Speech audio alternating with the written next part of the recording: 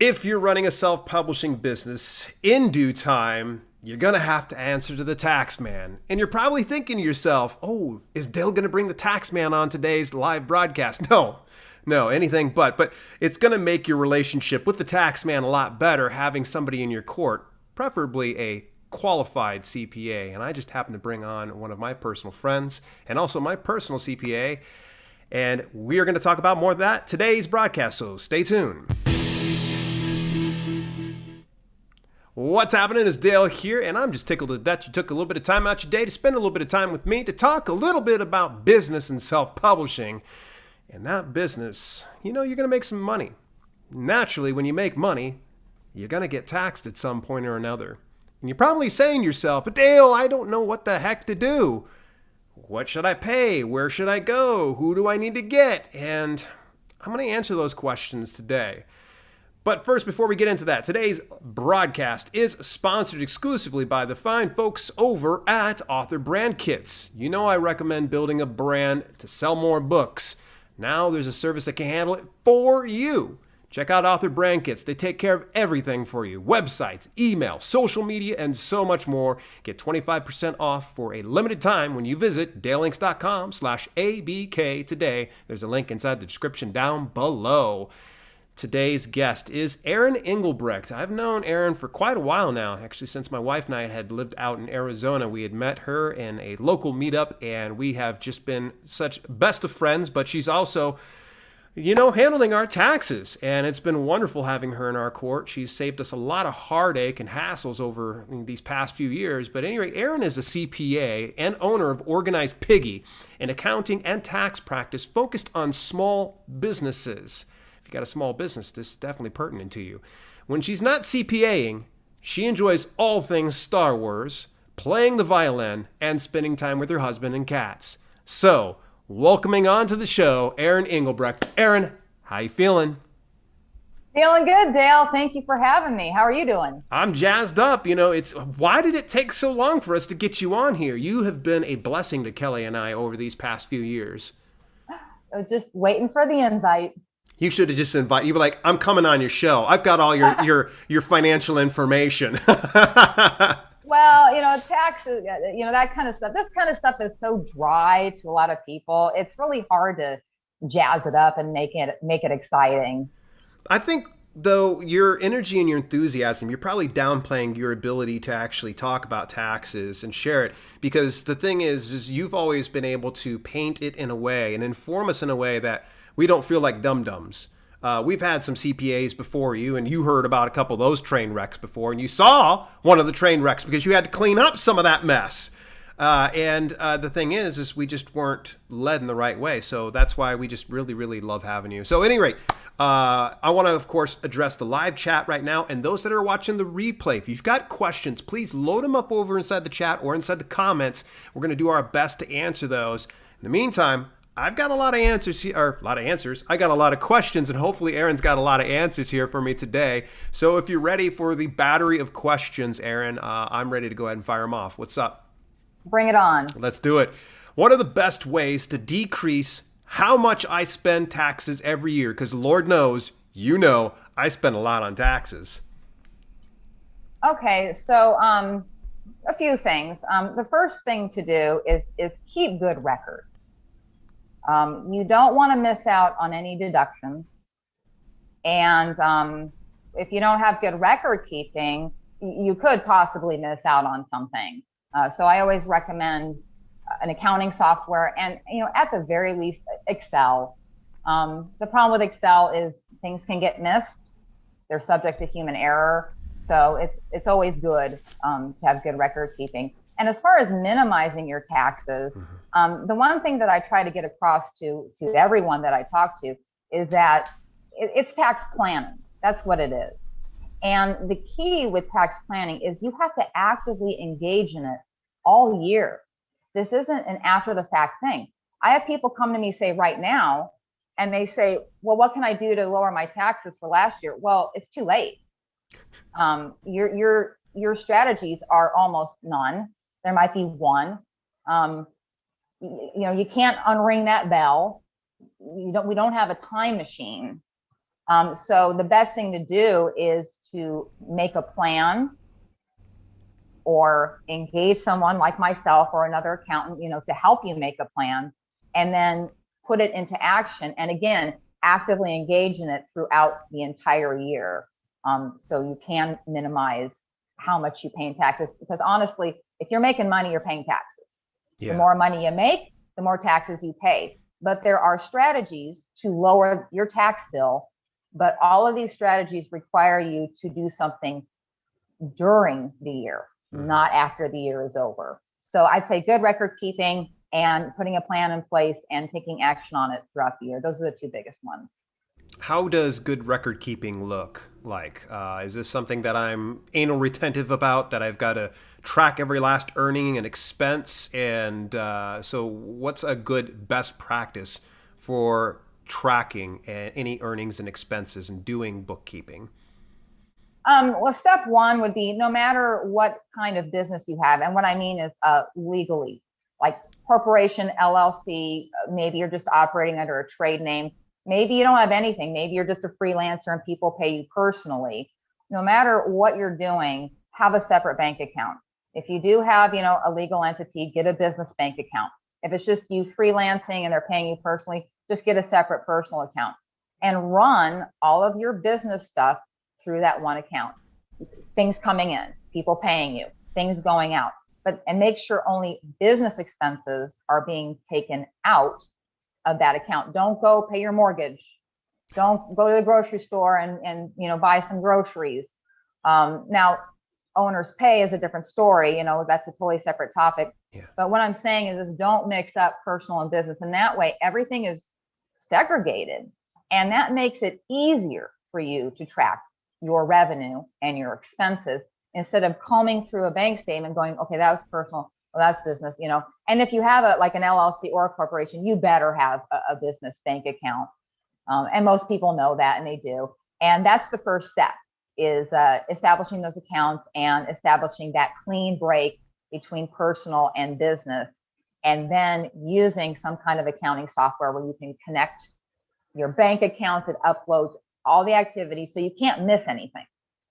Yeah. It's all going to come in. I mean, it glitches sometimes because, it's a computer, but, that's what you have an accountant for, or that's why you reconcile if you do it yourself, is it catches if something got duplicated or omitted. But just start with that clean cutoff between personal, business, and you're already one step ahead just by doing that.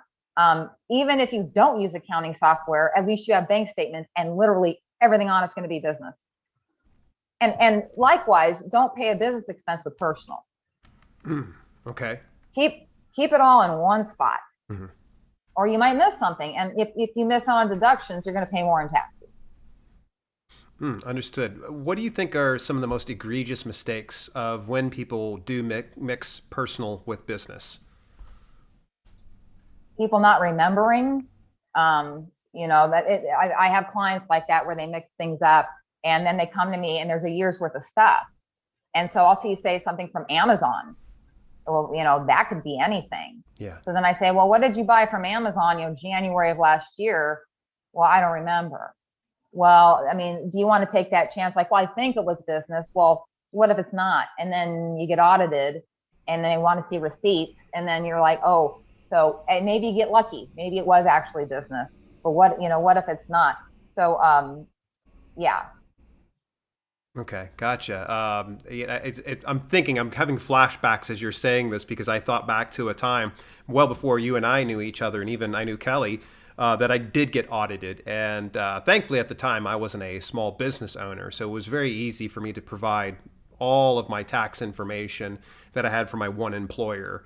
But when you do get that letter in the mail, like your heart is just thumping out of your chest. So you saw like PTSD flashing, through my eyes right here. I was just like, I remember I freaked out. So I imagine that stress only gets worse when you discover that your way of tracking things was a box with receipts that weren't, itemized and reconciled.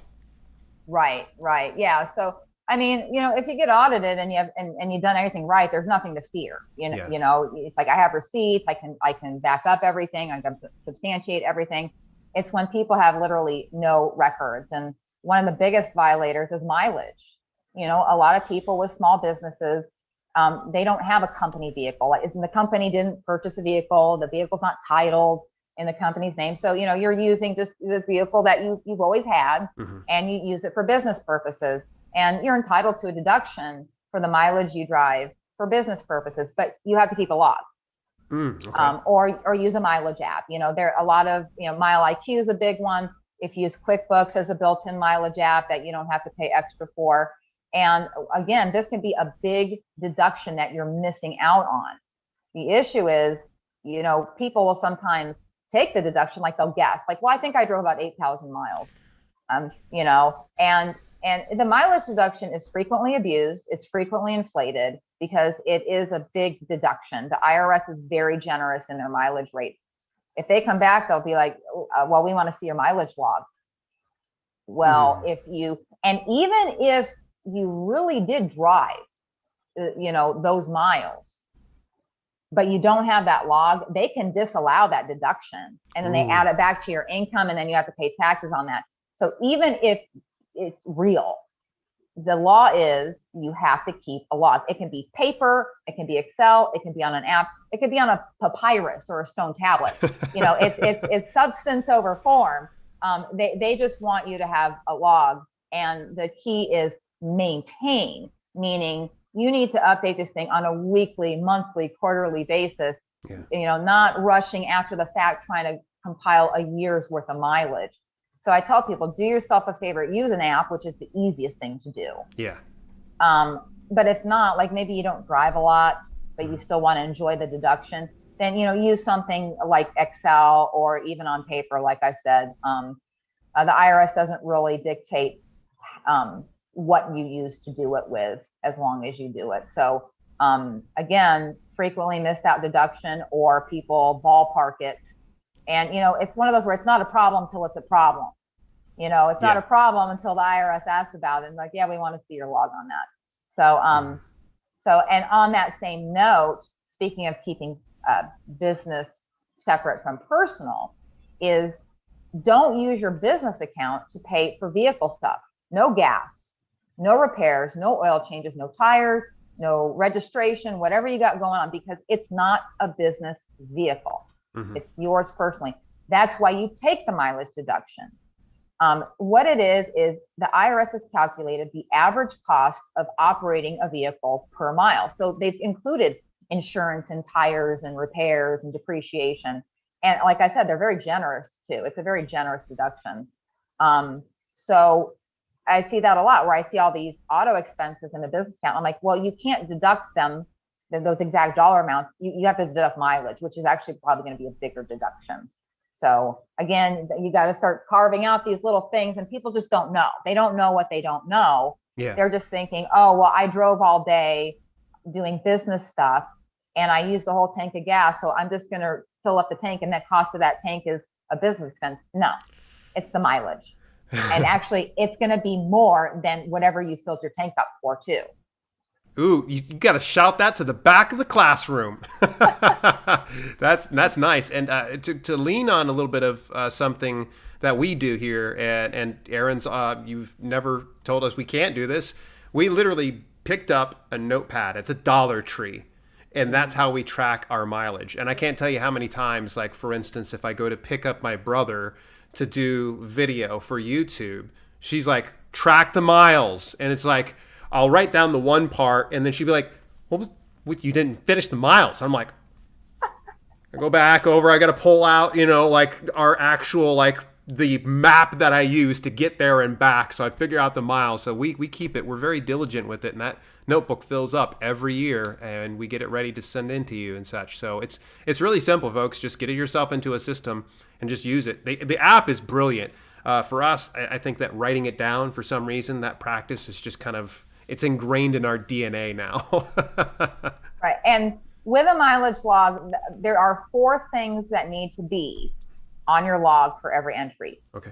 and they're pretty, intuitive. The date that you drove, Right, right. um, the amount of miles, Okay. of course, that's the big one. Where you went, like an address, and then another big one is the reason. And you don't have to write a novel. I know everyone's a writer out there and an author, and you love to write, but it doesn't have to be this long, drawn out explanation. It could be, meet prospective client, meet with publisher. It can be that brief, but there has to be a reason. And a lot of people forget that part is the purpose, picking up copies of, proofs or something, just anything really. So those are the four key components of the log. Gotcha. Excellent. Good tips there. I never try to overthink it anytime. So if I'm going to pick up my brother, as if, for instance, it will be something simple as YouTube video shoot with brother, Perfect. So yeah, Perfect. It's usually something super simple. All right. So we talked about some egregious mistakes, but I feel like we can probably just hang our hat on this for just a second. What are the biggest mistakes or misconceptions you see when people are filing their taxes? They think everything's deductible. It isn't? And now with this influx of TikTok videos that I've seen, a lot of people are now doing these, little TikTok videos on how to save on taxes. And of course, I get a lot of clients that forward them to me and they go, "Is this true?" And you're like, and I watch them, and it's like either one of two things. Either like it's just dead wrong. Like I'm just sitting there going, "No, you can't do that. No, you can't do that." Like, for example, they said, "Oh, you can write off your family vacation as a business expense." In no universe can you do that. No universe can you do that.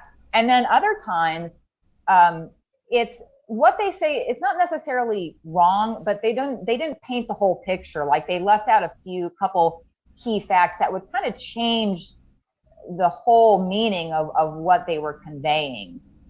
So some egregious mistakes are following TikTok videos advice, following the advice of non-accountants.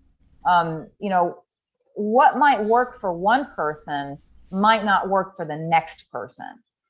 People think like, oh, if I make the same amount of money as the next guy, we're going to have the same exact, tax, we're going to owe the same amount. That is not true at all.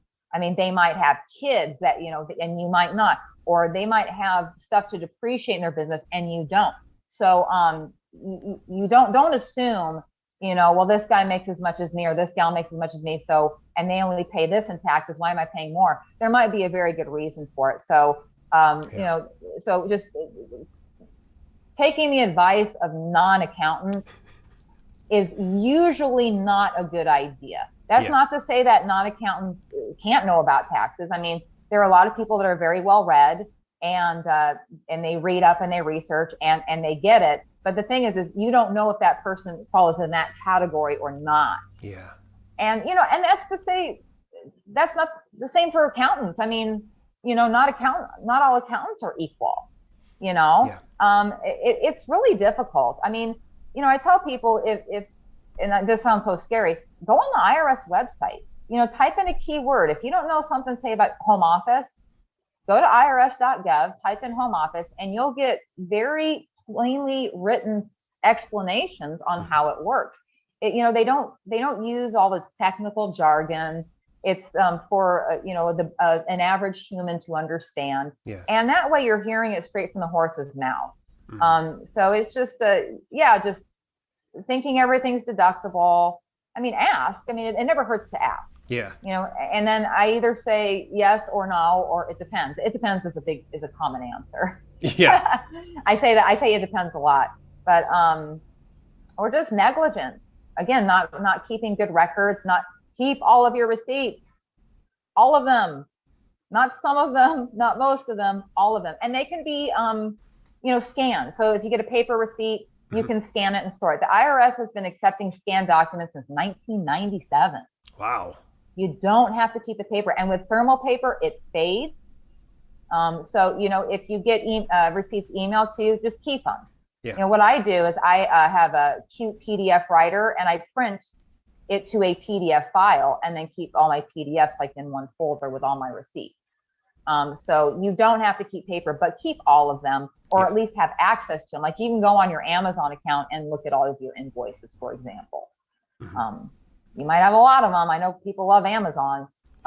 So as long as you have access to them, hey, keep them all. And that way there's not going to be a problem, because you'll be able to substantiate all of your deductions. If that happens. Excellent. Now, this came to mind just right now. What's the best practice for holding on to receipts? Do I keep them for the rest of my life? Do I keep them for the next 7 years, the next 2 years? 7 years is good. Okay. And with all the storage options available, you can get a terabyte of storage, and a receipt is, it's not even a meg for one receipt. You're not going to run out of storage by saving your receipt. So 7 years is good. I mean, that might be overkill. But I err on the conservative side. And I would say 7 years. The IRS, as far as auditing, they can only go back so far, but if they suspect fraud, they can go back indefinitely. So if they suspect fraud, they have to have a good reason, but if you're not committing fraud, you don't have to keep them You should forever. be good then, right? Right. So 7 years, I think, is a good just standard. Okay, excellent. Okay, now I've got a loaded question here for you. This is a question I get a lot from a lot of authors. They wonder, hey, Dale, should I file a business entity? Should I get an LLC? Should I incorporate? Should it be an S Corp? Should it be a C Corp? Should it be all these other type of corporations? I'm going to ask you, Erin, is it necessary? And does it help when you're filing taxes?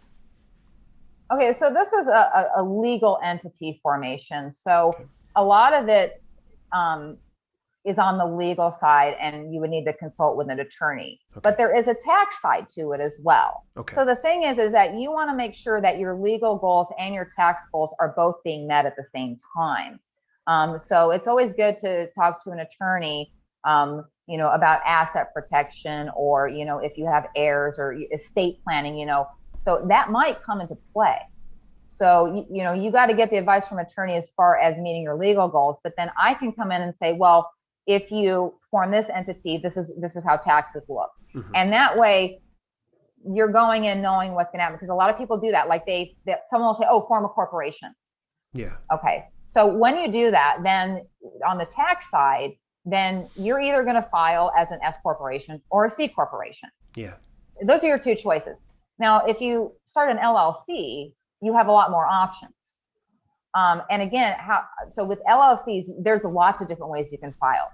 You can file as a C corporation. You can file as an S corporation.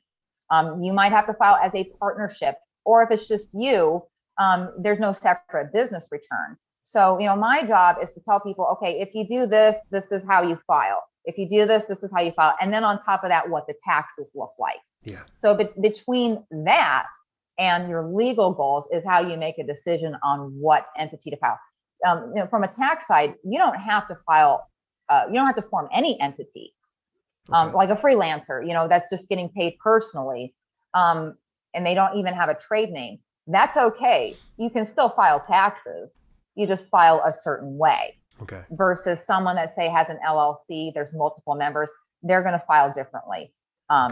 And the taxes, just the way everything flows through is different. So is it necessary from a tax perspective? No. You still report what you made and what you spent. It might, the format might be different. But when you form an LLC, then options appear.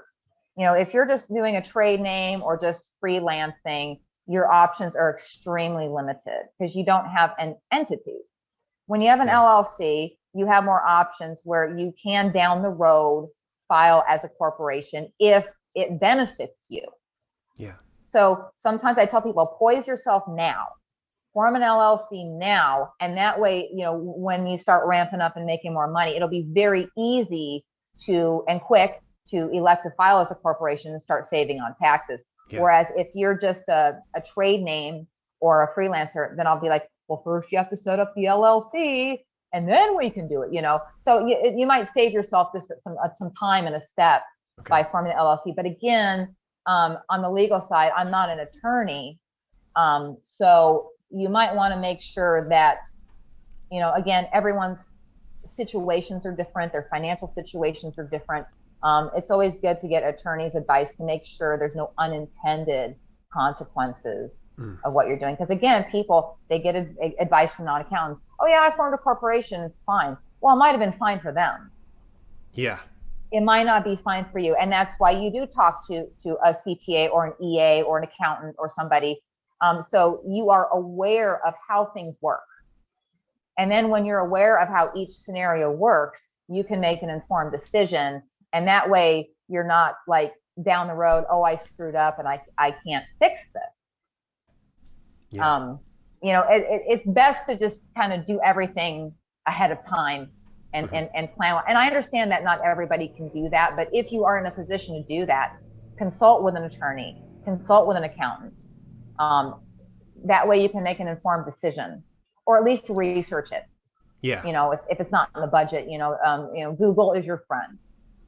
Yeah. So well put. All right. So that was an excellent answer, by the way, and something a lot of people get so frustrated with. They're like, Dale, should I form an LLC before I publish my first book? Am I going to get in trouble if I don't have an LLC? And I always tell them, you got to go see a lawyer about this. And like, for some reason, they're like, well, you didn't have to be that way. And I'm like, no, you don't understand. Like, I can't tell you these type of things. Otherwise, you're going to come over and you can sue me for telling you improper advice. And I'm not about ready to go in any kind of lawsuits. I don't know about you, Erin. All right. Right. No, I mean, as far as the only legal thing I can say is, when you form an LLC, and I think most people know this, is that it protects your personal assets, because now you're forming this separate legal entity. So if someone were to litigate against the LLC, they can only go after the assets of the LLC and not your personal assets. But you can screw that up too, by the way. Yeah. Just so you know. But that's the spirit of the LLC, is to insulate your personal assets away from the business. And you kind of shared just a little bit even towards the beginning of this interview, where you talked about making sure to keep business and personal separate, separate bank accounts, separate expenses, separate earnings. And that's exactly what I'm talking about, is if you don't do that, they can, it's called piercing the corporate veil. They basically say the LLC is a sham. You haven't been treating it like a business. You've been treating it like your personal piggy bank. And guess what? That protection is gone. I mean, that's obviously a very serious situation. It have to go through court and everything, but it's like, don't tempt fate. Don't do it. Even if you're in an industry that's not highly litigious, don't even tempt fate. And your life will be so much easier if you just keep everything clean and separate anyway. It is. It's so much easier. And I know you set Kelly and I straight pretty early on, and we're able to kind of, okay, you got to say that word again. What is it called? Piercing the corporate veil.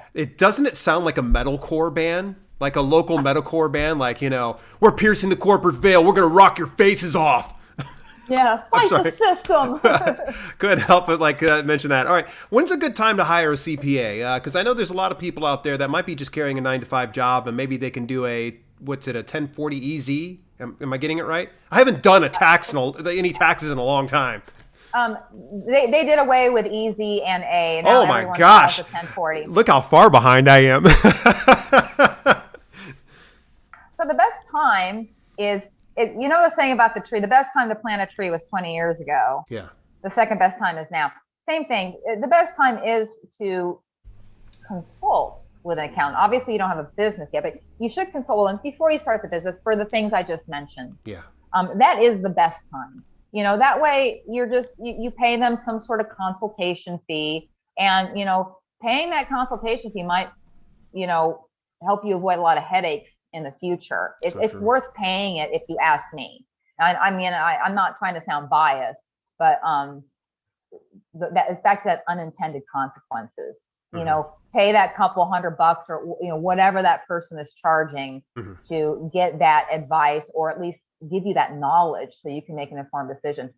That is the best time. The second best time is as soon as possible. Yeah. Excellent. Good advice. What should we look for when we're looking for a CPA? Because I know, like I said, we've kissed a few frogs before we found our, well, prince, in your instance, probably princess. Yeah.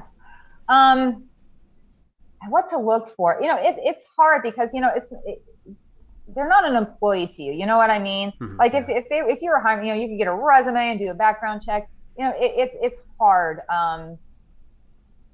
You know, that is a hard question to answer. How do you know? You don't really ever know, unless Yeah. like you get references. I mean, I always tell people when you're looking for one, and maybe this will kind of answer the question in turn, is if you're looking for one, the best place to start is getting a referral from someone you know.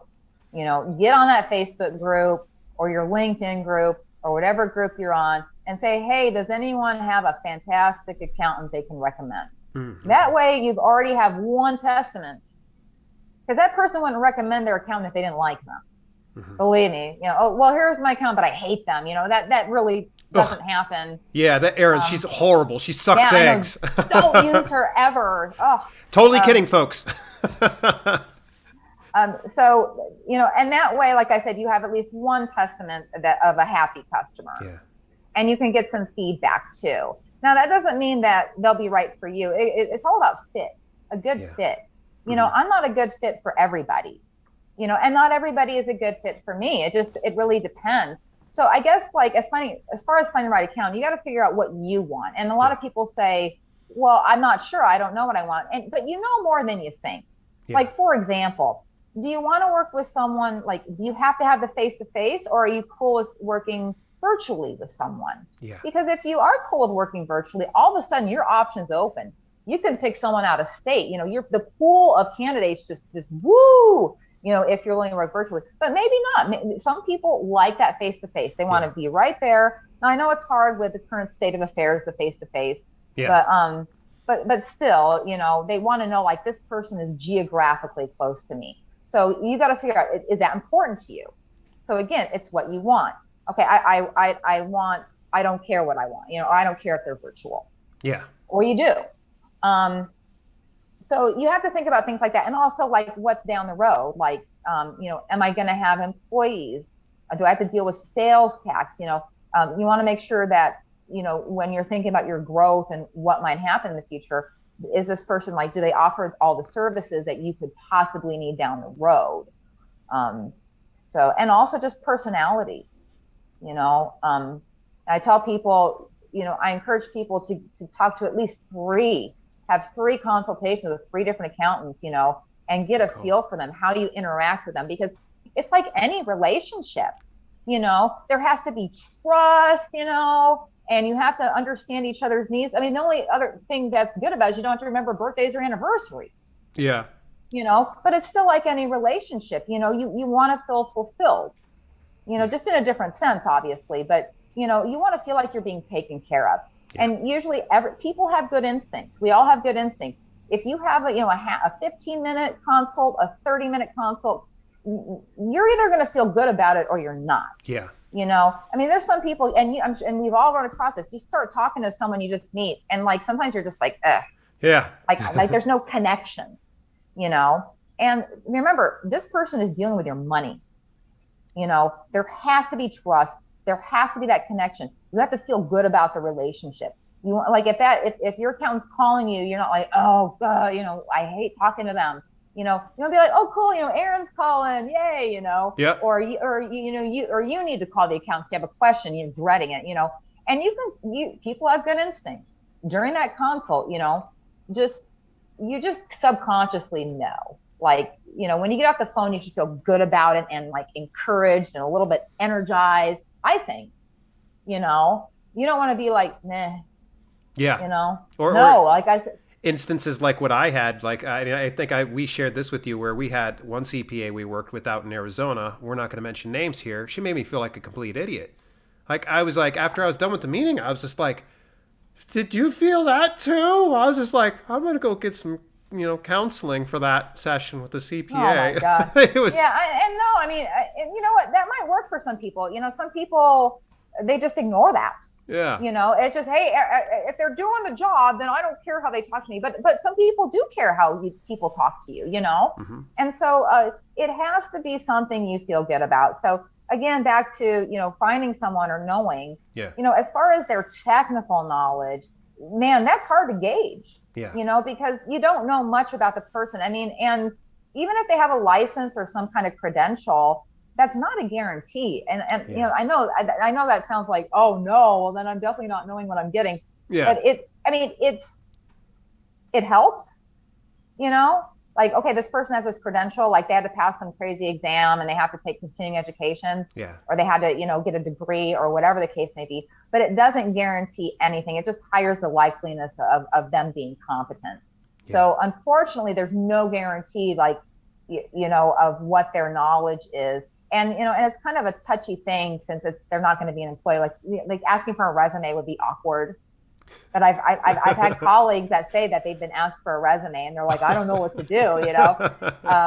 Or they want references, and references aren't too bad. Usually I'll just call a couple clients and make sure it's okay with them to have them, can they contact you and can they talk to you? And most clients like, oh yeah, that's fine. So, Yeah.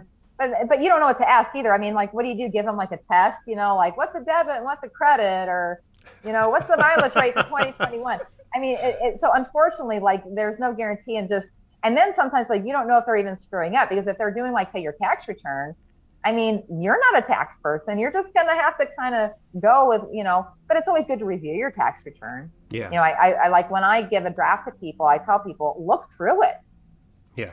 Do you have any questions? I don't mind, sitting on a call and going through it line by line if you're not comfortable with it. Yeah.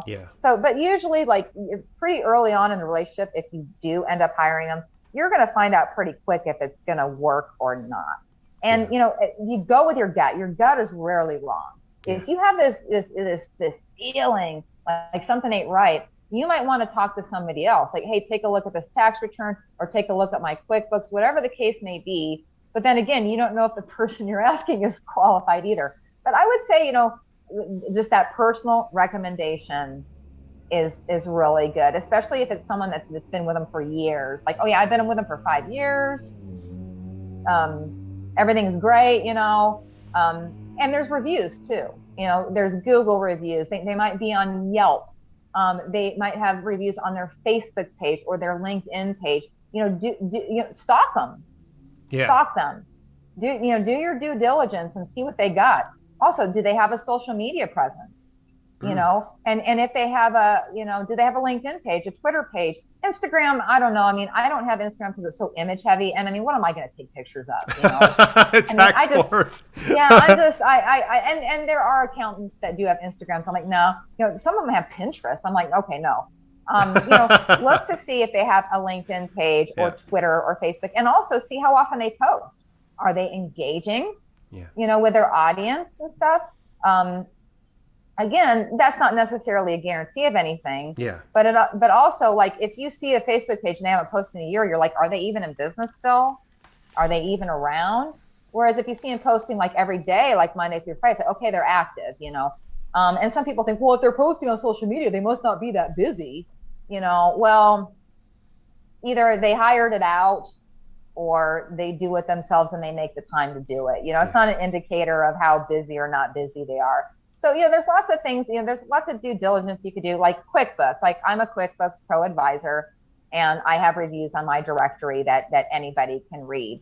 So, just the personal references, the reviews, it just makes your chances better that it's going to work for you, and they'll do a good job for you. So sorry, that was a long-winded answer, but that's all right. It's so hard. It really is. It's hard to find just that right person. But I've got a few other questions, but I really want to make sure that we're honoring your time. So I want to go over to the live question and answer now. But before we do, cool. How can viewers get in touch with you? Keep in mind, organizedpiggy.com is right below you. Yep, there you go. She knows.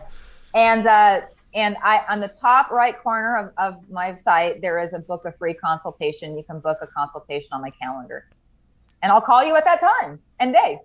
Yeah, she's fantastic at it, folks. You'll find that honestly, she over delivers. She really does. So she does fantastic, and I'm saying that in the nicest way because we had met through a local meetup in Arizona that you put together actually, and because we were into just networking and such, and it was always funny. Right. We gelled so well with you. We'd be after these meetings, spending like a half hour to an hour longer just chatting with you inside the library. So.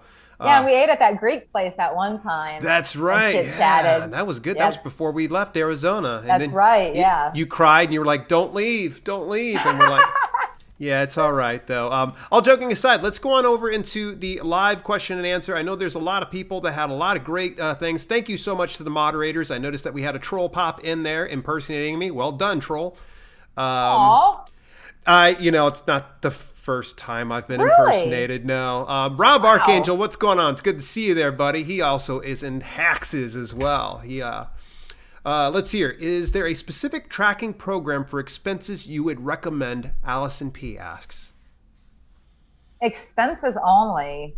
Um, well, I mean, there's apps like Receipt Bank where you can capture images of receipts, but then usually it integrates with something like QuickBooks or another accounting software to enter that information in your accounting software.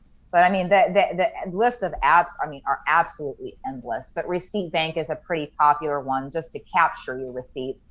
And there's a lot of automation available. You know, if they can read the receipts, there's the optical, character recognition where it can recognize like, who you paid, like was it Amazon or Walmart or Home Depot, whatever you got going on. It can recognize a dollar amount and you can automate it to enter stuff. But again, there's so many apps, there's so many integrations. But I would say, I mean, you got to track both what's coming in and what's coming out or going out. So while it's great to track expenses, usually that is paired with revenue as well. They're two butt cheeks in the same pair of pants. You know what I mean? So, Love the analogy. and there's a lot of free accounting apps, like Wave, FreshBooks. God, I can't remember if they have a free version. I know QuickBooks doesn't have a free version. But I know that there's some free, but they don't have a lot of bells and whistles. So they're great if you're just starting out and you're on a limited budget. But if you start scaling and your business maybe gets a little more complex, maybe in self-publishing, the complexity doesn't explode, because it's the same. You're just writing books and selling them, and maybe I'm oversimplifying it. But you might have like some social media stuff like what you do. But you got to think about the future too. But I understand people are on budgets. I try to be sensitive to that, especially starting out. Like if you're going to spend money, you want it to be on something that will possibly bring in money, like advertising. Right. They call accountants non-value added because we don't bring in any money. But I can save you on taxes. So I guess there is a way. But just if you Google like receipt tracking app or expense tracking app, you'll get stuff like Receipt Bank. Nice. But I still do recommend some sort of accounting software because then it groups it by category as like what you're doing now, like what's office supplies, what's advertising, what's maybe you're paying contractors, maybe you have a ghostwriter or an editor or an illustrator or something like that. Mm-hmm. So I just stick with accounting software personally. But if you're just doing tracking, I would just put in receipt tracking app or expense tracking, but it's probably going to direct you to something like Wave or QuickBooks. Nice. That's probably going to be like your first hits. QuickBooks is nice. It's a little overwhelming at first, but when you walked me through it, it was so much easier. We're going to keep moving through some of these questions. Okay, Wayne Blinko, he's up pretty late right now. I think it's 10 o'clock over in the UK. Wayne wants to know, how does someone in the UK get an IRS number, as a lot of firms like Smashwords, which is a publisher, requires one? So non-residents can get an ITIN. It's international tax identification, or ITIN, ITIN. And if you type in ITIN agent in Google, because only agents can get people ITINs, and it's for people who cannot get Social Security numbers because they're not a citizen. Okay. So if you work with an ITIN agent, they can help get you that ITIN number. The N does stand for number in ITIN, so that's redundant. But then that way you can have a U.S. identifying number for you if someone's being really insistent on it. So get in touch with an ITIN agent. Awesome. Very good. And it looks like Rob even helped out with that answer as well. I'm going to keep moving along here. The fake self-publishing with Dale said, which by the way, it's self-publishing with Dale, said, be sure to unsubscribe and unlike. So folks, that's a reminder. Make sure that you hit the like, hit the subscribe, so that way you show the troll that we win. All right, moving further along here, track the miles. A lot of people writing in some of the tips they've been getting along the way. This is good. I love seeing this. Everybody kind of doing this. I do 4 miles 4 times a year to pay mailbox fee. Okay. Moving on here. Okay, so I'm trying to get through all this because it's so cool to see everybody chatting and such. If you got questions, please load us up here. Man. Woo! Active chat between all these channels. By the way, wherever you're watching from, let me know inside the chat. Are you watching on YouTube, LinkedIn, Facebook, in the Facebook groups, Periscope? If there's anybody on Periscope still, let me know inside the chat. I want to hear from you. And of course, where are you watching from? When will this video be available for watching at a later date? There's something urgent I need to attend to now. It will be available for replay instantly, right after we're done. So there you go. Archangel Inc. Rob says, piercing the corporate veil. Important to keep personal and business separate. Otherwise, you lose LLC protection. Yes. And it's also that killer metalcore band. They've got a little bit of a political leanings on their stuff. That's going to be our joke now from now on, you and me, Erin. All right, so Kevin McGuire, he's watching the Ukraine. All right, so it is really late. It's actually 7 hours ahead of us here, so I think it's midnight his time. So he wants to know, any advice for expats? File normally? That's what I've been doing. Okay, expat taxes are a totally different beast. So I assume that he's a citizen living in the Ukraine. Correct, yep. I would definitely recommend talking to someone who specializes in expat taxes, because there are a lot of rules as far as what's considered your tax home. And it's such a specialized area of knowledge, and it's not an area that I just have very high level knowledge, so I would definitely Google expat accountant or expat CPA, and they'll be able to give you the proper advice. Excellent. All right. I mean, it depends on if he or she is paying local taxes in the Ukraine. I mean, there's so many what if, it depends, that it would be best to talk to someone, explain the exact situation they're in, and then they can get, guidance that's right on the money. Makes sense. So as we were kind of saying before we get on here, it depends. It really does. And I know it's annoying, but it's it's the only answer. Yeah. All right. M. Winkler Books wants to know if you're taking questions. My understanding is a sole proprietorship. I don't need to do taxes until a certain threshold of income, but I can't find that figure anywhere. Do you know what that is? You're supposed to report any income that you get. Okay. I mean, that's the IRS law. There's no threshold. Because if it's self-employment income, so a sole proprietorship and also a single member LLC, they're taxed exactly the same. So if you are a freelancer working under a trade name or a single member LLC and you haven't taken any special elections, you all get taxed the same way. You pay income tax, and then you pay this self-employment tax, which is Social Security. You might not pay any income tax, if your income's fairly low, but you will probably pay self-employment tax to Social Security. Yeah. I mean, think about if you work for someone, even if you work for one pay period, they're taking Social Security out of your check, Yeah. So it works the same way. So I would definitely report it. And depending on how much or how little it is, there might be little to no tax implications. But yeah, no, it has to, all income you make from any source, even a hobby, you got to report. Okay. Next question. Mojo Seedlack, a good friend here of the channel, and I'm getting her on for an interview here relatively soon. I'm super, super proud of her. Over the past year, she has moved out of the 9-to-5 job life, and now she's a full-time writer. So super proud. Nice. Big congrats to Mojo. She said, this will be my first year where all my income came from my business. Should we file separately since hubby works at Home Depot, or jointly? I have an LLC. Usually people are penalized for married filing separately. Okay. The tax brackets are worse. Mm-hmm. Um, I would say there are a few specific instances where people should file separately. The instances are there's a lot of student loans that are based on income. So once you file your taxes, then your loan servicer gets a copy of that, and they adjust your loan payment based on that. So a lot of people file separately because they don't want their spouse's income included because that makes their payments shoot up. Mm-hmm. They're willing to pay a little bit more in taxes to keep that payment manageable. Yeah.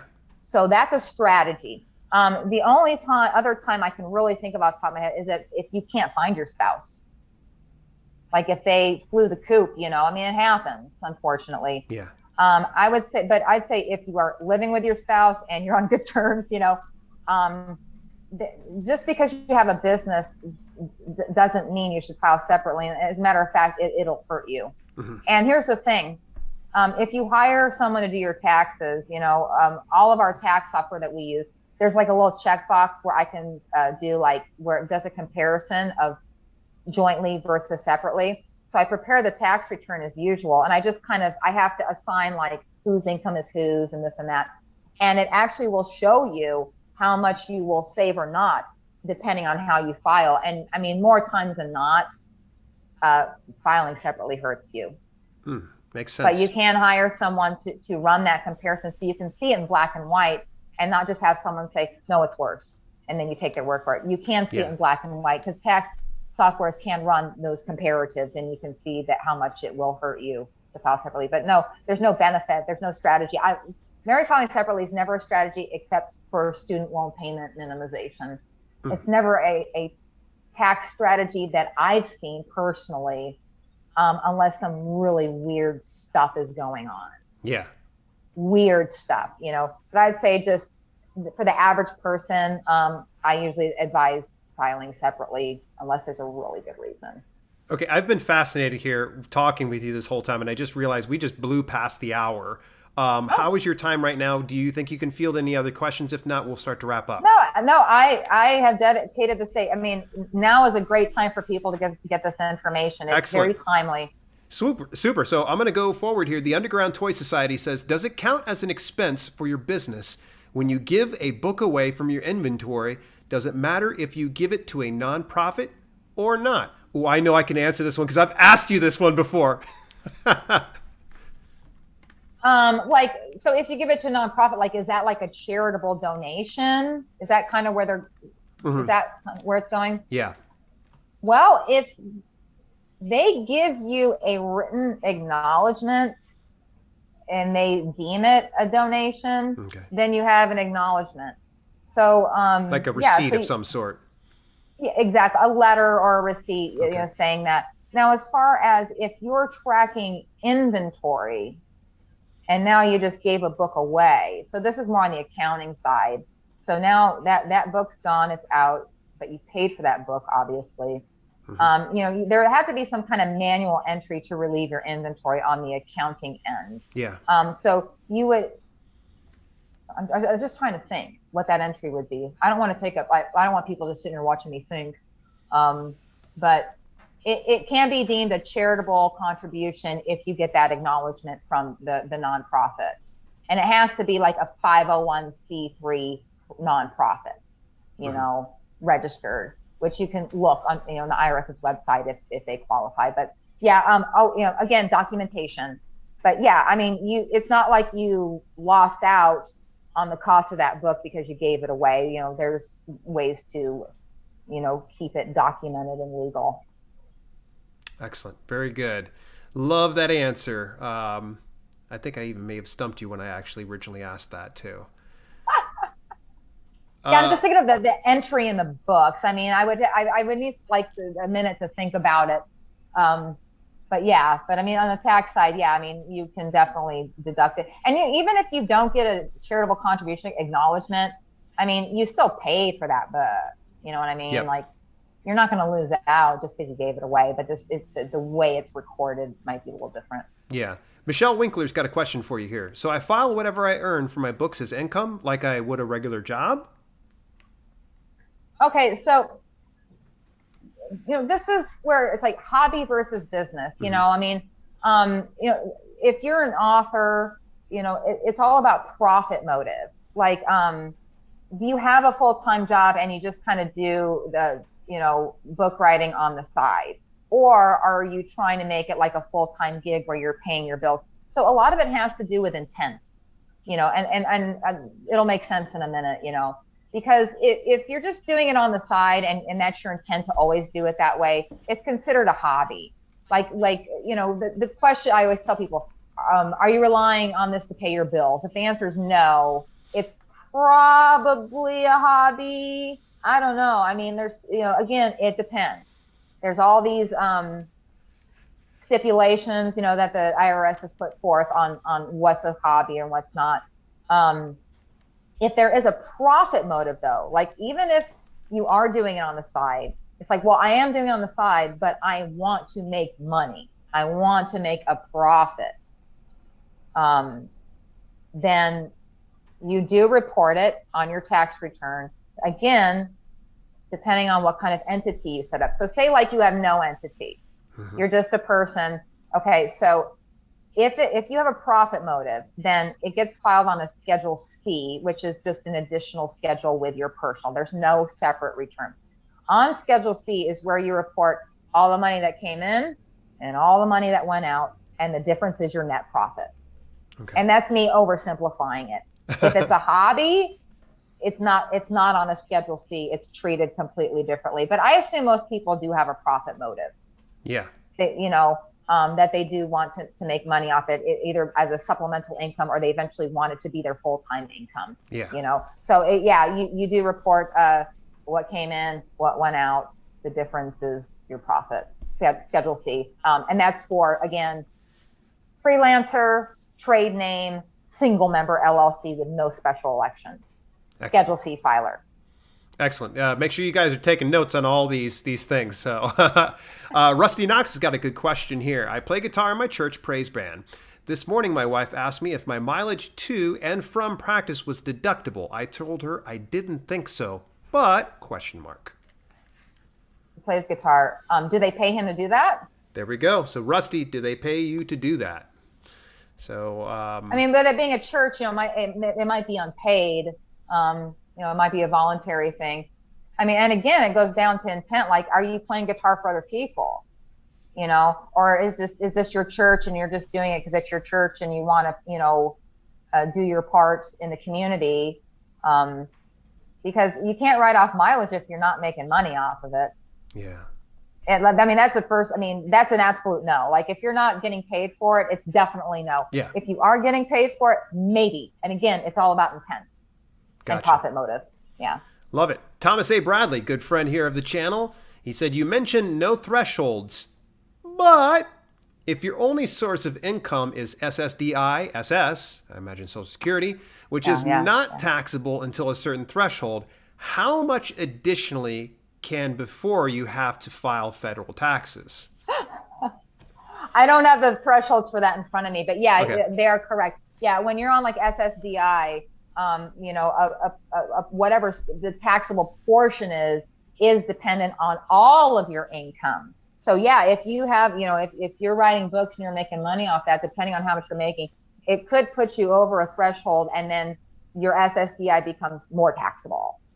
Again, I don't have the numbers committed to memory. I'd have to have exact numbers. So again, that's when you would place a phone call with someone and have them crunch the numbers. But yeah, that in that case, yes, it may have an effect on your taxes with SSDI. Yeah. Good stuff. All right. Donald DJ Humphrey II said, we get paid 2 to 3 months after a sale. If a book sells in 2020, but I get paid for that sale in 2021, is that 2020 taxes or 2021 taxes? It depends on how you file. Here we go again. Okay. So most people are cash basis filers. And you choose which one you want. It's very limited circumstances are you forced. So cash basis means you only report what you actually received and what you actually spent. So if you got paid for your book in 2021, that is not 2020 income because you didn't get it in 2020. And same with like when you spend money, like say, I don't know, you have like 30-day terms with somebody, like a vendor. So say you got the product like in say December, but you don't pay them till January. It's not deductible in 2020 because you didn't pay them till 2021, even though you got the stuff in your hot little hands. No money left your bank account. So that's the trigger. Did money go into your bank account or leave? If you're a cash basis filer / taxpayer, that's all that's going to matter. If you're accrual basis, then it starts like, well, you don't necessarily have to have the money, but you knew it was due to you. Then yeah, you would report it. So again, most people are cash basis because they don't want to pay taxes on money they didn't get yet. So that's why cash basis is usually the filing filing option of choice. Nice. Excellent. All right. Well, we're going to start to wrap things up. It has been fantastic. Erin, can you once again tell people where they can find you? OrganizedPiggy.com. Use your fingers, not your thumbs. You look like you're giving yourself thumbs down. Oh my God. Yeah, you see how often I do these things. Don't go over. And I have LinkedIn, Twitter, and Facebook pages, and it's just look for Organized Piggy, and you can find me there as well and follow me. Awesome. Thank you so much for taking some time out your day. Boy, you spent well over an hour with us. Folks, if you enjoyed today's video, make sure that you hit the thumbs up. In the meantime, I'm going to send you on over to this very next video here. YouTube says you're going to enjoy it. And if you're watching on live right now, you're probably going, I don't see nothing there. But if you're watching on the replay, you know there's another one right here. Pick your poison. I'll see you in either one of those videos. Take care.